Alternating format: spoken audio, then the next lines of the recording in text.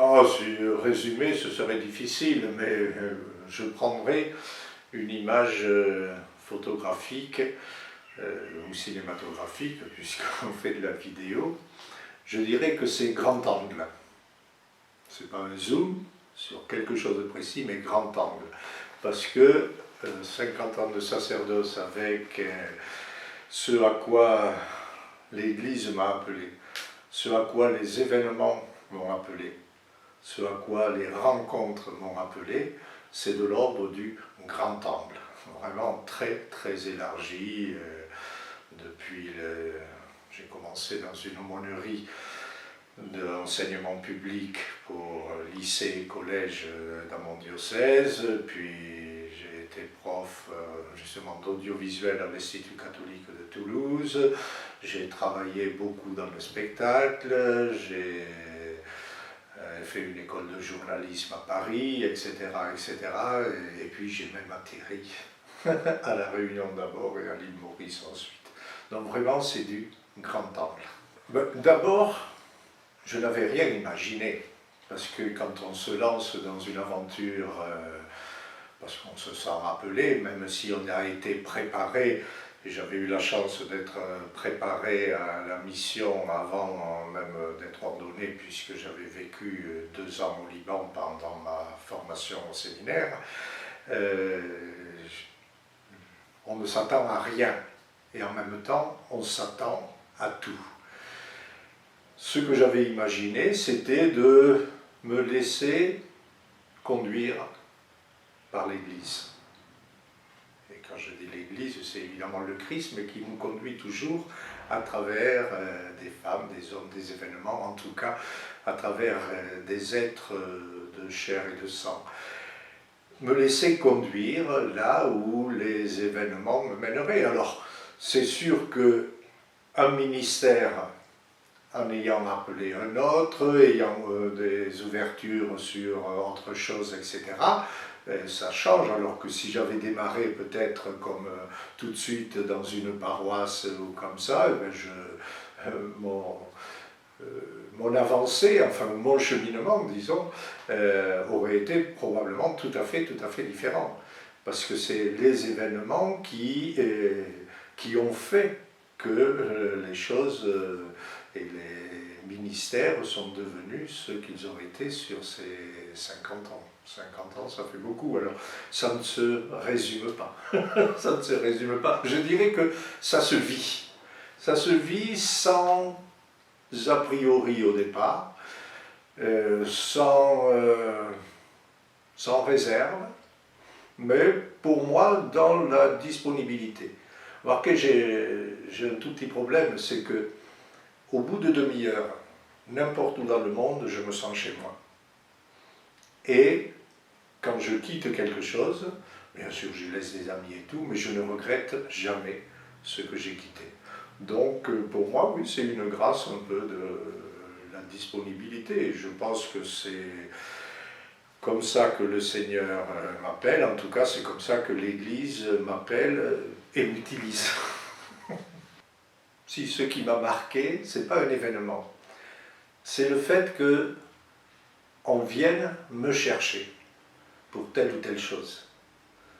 On est venu me chercher pour être prof à l'Institut catholique de Toulouse. Dans le domaine du spectacle, c'est des gens du spectacle qui sont venus me chercher pour leur donner un coup de main, en particulier dans le domaine de l'éclairage. On est venu me chercher pour des responsabilités à l'audiovisuel. On m'a appelé pour créer une radio dans mon diocèse. La Réunion, le diocèse de Saint-Denis de la Réunion, m'a fait venir justement pour Radio Arc-en-Ciel, et ensuite le diocèse de Port-Louis m'a appelé en 2002 pour réorganiser Capave. Je dirais oui que j'ai répondu à des appels, j'ai jamais cherché ou demandé, ou très rarement, mais on est venu me chercher. Et ça oui, ça m'a toujours marqué, parce que tout d'un coup, on me dit, bon, est-ce que tu es libre pour... Oui, bien sûr, je suis libre. Et en même temps, libre sur disponible, j'essaie de l'être pour répondre à ce à quoi on m'appelle. Alors là, maintenant, je suis en paroisse, entièrement en paroisse, ce qui ne m'était pratiquement jamais arrivé de toute ma vie, parce que j'avais toujours fait des tas d'autres choses, et en particulier toujours beaucoup dans le monde de la communication. Mais je suis disponible et je fais ce que je peux, parce qu'en plus, je vieillis sérieusement. 50 ans. Pas 50 ans d'âge de sacerdoce, 75 ans d'âge bientôt. Vous savez, la première fois que j'ai, j'allais dire, découvert Maurice, c'est pas Maurice. J'ai animé une session d'audiovisuel à Paris et il y avait, parmi les gens qui participaient, 2 prêtres mauriciens et 2 religieuses mauriciennes. Alors, à l'époque, j'étais encore un petit peu jeune, j'avais quoi? J'avais 20 ans, non, j'avais 14 ans de sacerdoce seulement. Donc Maurice, pour moi, c'était un univers différent, etc. Ça faisait rêver. Mais j'avais jamais pensé qu'un jour je débarquerais à Maurice. Et c'est vrai que débarquant à Maurice, déjà pendant que j'étais à La Réunion, je suis venu plusieurs fois à Maurice.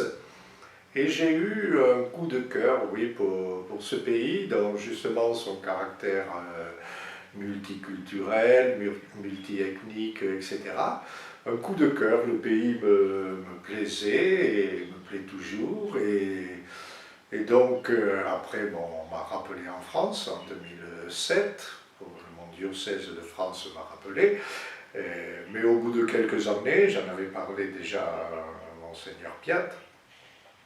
Là, j'étais prêt, puisque je commençais à vieillir, à revenir à Maurice, disponible et tout ça. Et puis, Monseigneur Piat a eu l'amabilité, oui, de me dire « revenez quand vous voulez ». Et du coup, oui, non, mais je me sens bien à Maurice. Et j'espère que les Mauriciens le sentent aussi. Alors, je ne parle pas créole tellement mal, je le comprends, mais je ne le parle pas, et en plus je le mélange avec le créole réunionnais, du coup je préfère m'abstenir de parler créole, mais c'est pas pour autant que je me sens éloigné, non, je me sens tout à fait chez moi, à Maurice, parce que j'aime les gens tels qu'ils sont, j'ai des amis dans différentes communautés, et puis j'ai des amis très chers et très forts, et puis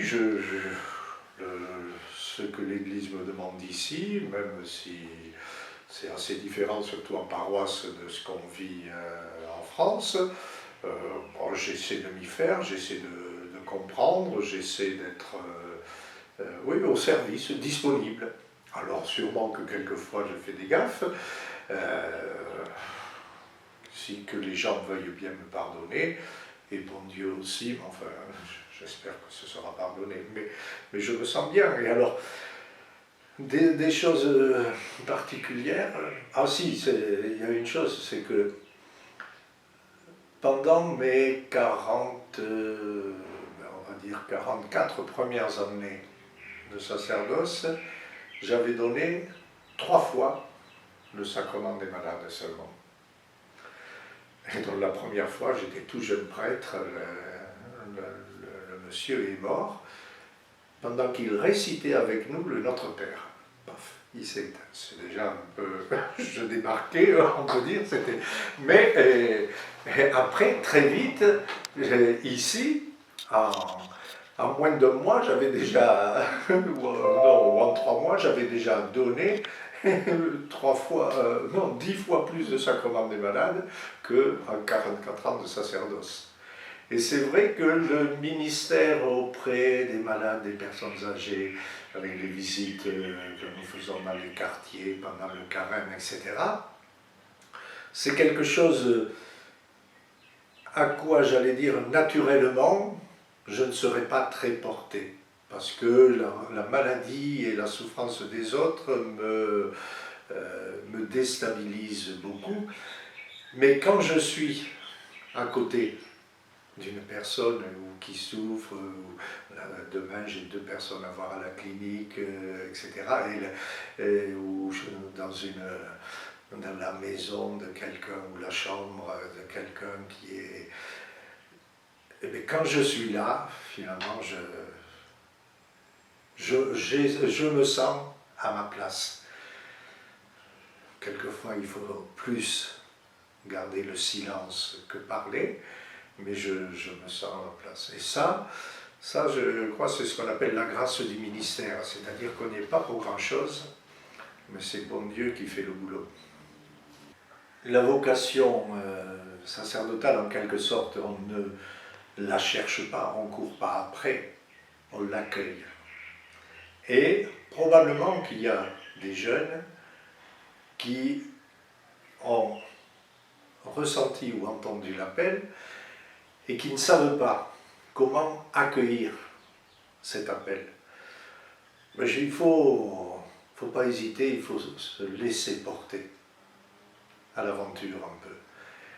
Et puis se dire que ce n'est pas à cause de nos compétences, de nos mérites, même de notre sainteté imaginée, que le Seigneur nous appelle. Il nous appelle parce que, comme pour les apôtres, il a pris des pécheurs, un gars pas très recommandable, Matthieu, percepteur d'impôts, mais avec une réputation, comme tous les percepteurs d'impôts, d'être un peu peut-être voleur, ou profiteur. Ben, il nous appelle tels que nous sommes, et c'est avec ce que nous sommes qu'il nous envoie et que l'Église nous envoie. Et donc je crois qu'il y a à faire confiance. Parce que c'est...